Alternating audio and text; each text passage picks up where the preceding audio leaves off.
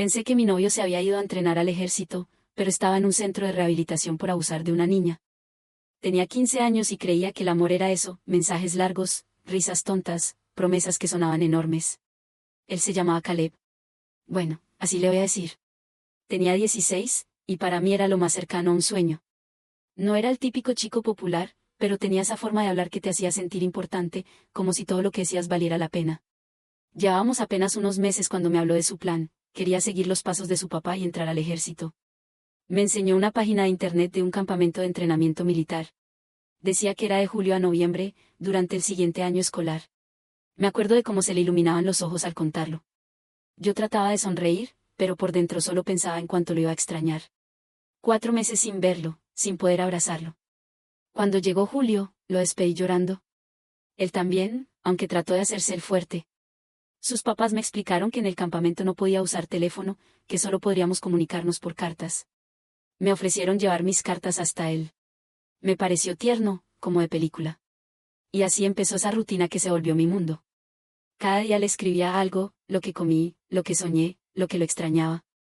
A veces le dejaba los sobres a su hermana o a su papá, y una semana después me llegaba su respuesta. No eran muy largas, pero me bastaban. Leer su letra era como sentirlo cerca otra vez.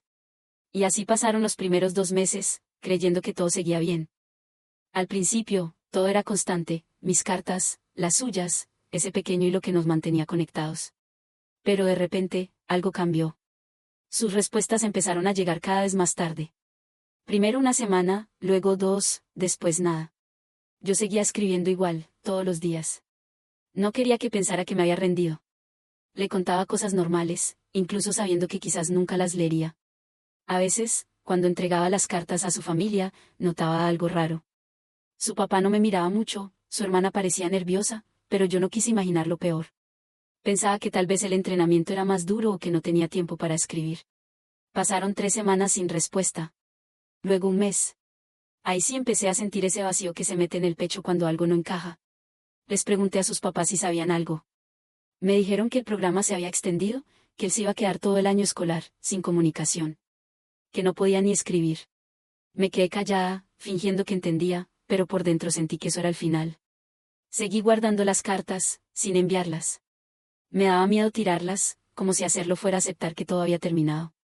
Y así, sin una palabra, lo nuestro se apagó. Pasaron los meses. La vida siguió, más o menos. Pero en el fondo, una parte de mí seguía esperando que él volviera.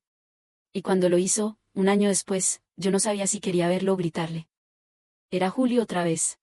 Yo tenía 16, y un día, mientras revisaba Facebook, vi una publicación, Caleb había vuelto. No sé qué sentí exactamente, como un golpe de nervios y rabia mezclados. Tenía algunas de sus cosas todavía, y una parte de mí necesitaba enfrentarlo. No por orgullo, sino por cerrar algo que había quedado colgando. Le escribí. Le dije que quería devolverle sus cosas y hablar.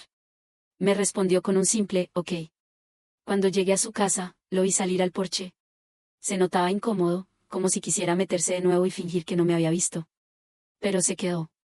No hubo abrazos. Solo ese silencio pesado antes de que alguien se atreva a decir lo que duele. Le pregunté por qué había dejado de escribirme. Me dijo que lo sentía, que en su programa no le permitían tener novia porque era una distracción. Lo dijo con esa voz seria que usaba cuando quería sonar adulto. No sé si le creí, pero le quise creer. Tenía sentido, en teoría. Y además, lo tenía ahí enfrente, pidiendo perdón. Yo también tenía mis ganas de volver a sentir que todo estaba bien. Así que lo perdoné.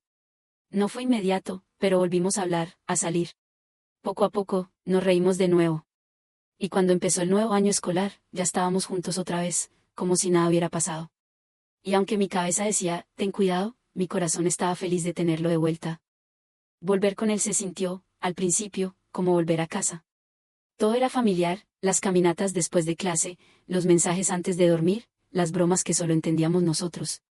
Era como si ese año de distancia no hubiera existido.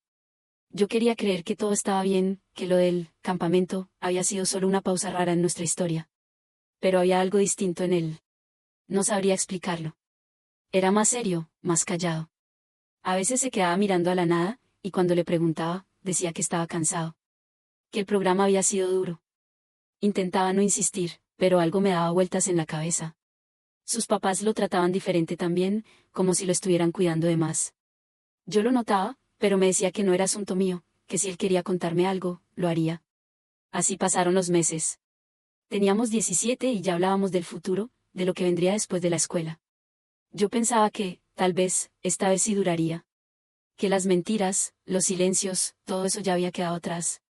Hasta que un día, sin querer, una simple conversación con mi mamá cambió todo. Fue algo tan casual, tan inocente, que jamás imaginé lo que iba a destapar. Era mayo, casi fin de curso. Iba en el coche con mi mamá, por una de esas calles que no tomamos muy seguido. De repente, pasamos frente a una casa que reconocí.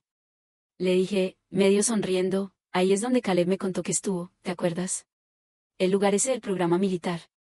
Ella se quedó callada un rato, demasiado rato. Me miró de reojo y me preguntó, ¿estás segura de que eso te dijo, que era un campamento militar? Le dije que sí, que incluso su familia me lo había explicado así. Entonces ella respiró hondo y dijo, bajito, esa casa no es ningún campamento, hija.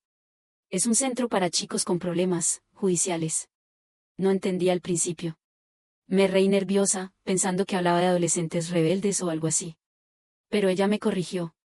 Me dijo que ese lugar era para jóvenes que estaban ahí por orden del tribunal. Que algunos habían cometido delitos graves. Me quedé muda. Miré por la ventana, intentando procesarlo. No tenía sentido. Caleb no podía estar en un sitio así. Él era bueno, dulce, se preocupaba por mí. No, no podía ser. Quise pensar que mi mamá se había confundido, que alguien le había dicho mal el nombre del lugar. Pero algo en su cara me dijo que no. Y desde ese momento, la duda empezó a hacer ruido en mi cabeza. Esa noche casi no dormí. Me quedé mirando el techo, repasando cada conversación que había tenido con Caleb desde que volvió. Cada cosa rara que había dicho, cada silencio. Todo empezó a tener otro sentido, uno que no quería ver. Al día siguiente, lo llamé. Le conté lo que mi mamá me había dicho, tratando de sonar tranquila, pero la voz me temblaba. Se quedó callada unos segundos, luego se rió un poco, como si le pareciera absurdo. Tu mamá está confundida, me dijo.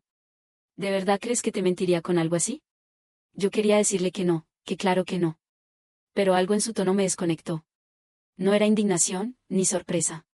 Era más bien cansancio, como si estuviera repitiendo una historia que ya no tenía ganas de sostener. Durante los días siguientes, lo noté diferente. Evitaba hablar del tema, cambiaba de conversación rápido. Y cada vez que lo miraba, sentía ese nudo en el estómago, esa sensación de estar al borde de descubrir algo que no quería saber. Un sábado, no aguanté más. Lo enfrenté cara a cara. Le dije que necesitaba la verdad. Que si había algo que no me había contado, era el momento. Al principio lo negó. Lo repitió 2 o 3 veces. Pero después bajó la mirada, suspiró, y lo admitió. Nunca voy a olvidar cómo lo dijo. No con lágrimas ni con drama, sino con una calma rara, casi resignada. No era un campamento militar, me dijo. Era un centro de rehabilitación. Me quedé mirándolo, sin entender. ¿Rehabilitación de qué? Y entonces lo soltó, así, directo, fue por algo que pasó con la amiga de mi hermana. Era chiquita. Sentí que el aire se me fue. No supe qué decir. Me dolía el pecho, el estómago, todo. Quise pensar que lo había entendido mal, que estaba exagerando. Pero él siguió hablando. Que había sido un error, que no sabía por qué lo hizo, que su familia lo había apoyado para empezar de cero. Ahí me cayó todo de golpe, las cartas que su familia me entregaba, las historias del campamento, el silencio, los meses sin contacto. Todo había sido una mentira enorme. Y yo la había sostenido sin saberlo. Él me miraba, esperando que dijera algo, que tal vez lo perdonara. Pero yo solo podía pensar en esa niña. En que mientras yo le escribía cartas de amor todos los días, una nena estaba cargando algo mucho más pesado. No lloré ahí. Ni grité. Solo me levanté y me fui. Caminé sin rumbo, con esa sensación de que todo lo que creía real se había derrumbado. No sé cómo llegué a mi casa ese día. Caminé sin pensar, con la cabeza llena de ruido. Cuando cerré la puerta de mi cuarto, me derrumbé. No podía creerlo. No podía creer que la persona que había amado, defendido, extrañado tanto, era capaz de algo así. Pasé días en automático. No comía, no hablaba con nadie. Tenía la mente atrapada en cada detalle que ahora sonaba distinto. Recordaba cuando sus papás me sonreían, cuando me decían, él está bien, te extraña. Todos habían sido parte de la mentira. Todos sabían. Y yo, mientras tanto, seguía escribiéndole cartas, hablándole del amor, del futuro, sin tener idea. Esa parte me dolía más que cualquier cosa, haber sido cómplice sin querer, haber puesto tanto corazón en una historia que escondía algo tan horrible.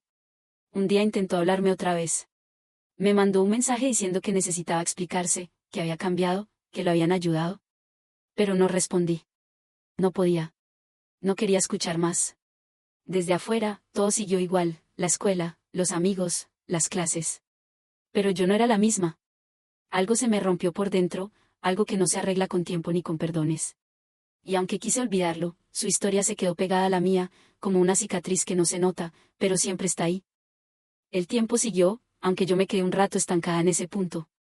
Terminé la escuela, empecé a salir con otras personas, pero siempre con esa desconfianza que no sabía de dónde venía hasta que lo recordaba. Caleb me había enseñado, sin quererlo, a no creer tan fácil. Su familia se mudó al poco tiempo. La gente decía que él estaba reconstruyendo su vida, que quería estudiar algo en el área de salud. Cada vez que escuchaba su nombre, sentía un vacío raro, mezcla de miedo y tristeza. Miedo de que siguiera cerca de otro sin que nadie supiera quién era realmente. Tristeza por lo ingenua que fui, por todo lo que no vi. Con los años, empecé a hablar más de eso. Primero con amigos, después en terapia. Me di cuenta de que callarlo solo lo hacía más grande. No era culpa mía, pero durante mucho tiempo sentí que sí lo era.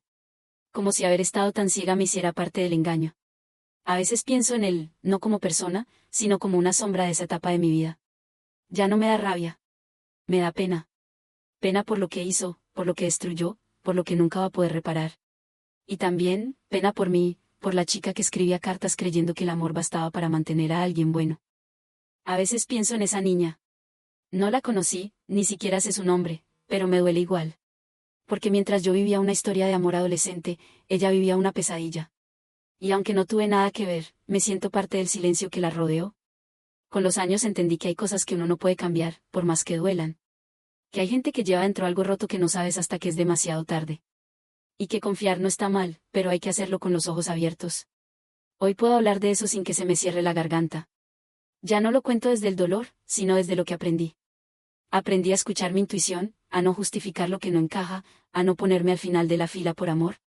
Si algo me dejó esa historia, fue entender que el amor no se demuestra tapando verdades. Que el cariño no debería doler ni obligarte a mentir por alguien. A veces todavía me acuerdo de las cartas. Las guardé durante años, hasta que un día las rompí todas. No con odio, sino con calma. Era como decirle adiós a una versión de mí que ya no existe.